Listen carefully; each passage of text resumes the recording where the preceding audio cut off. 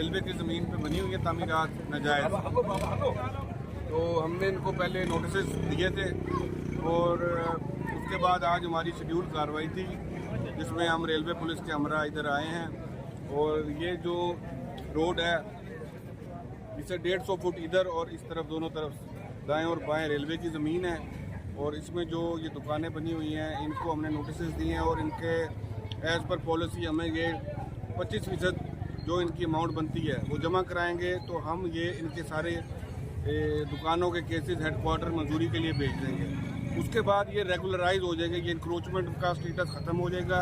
ये रेलवे के साथ 10 साल के लिए लीज में आ जाएंगे और किराया देंगे और जायज़ तरीके से बैठेंगे।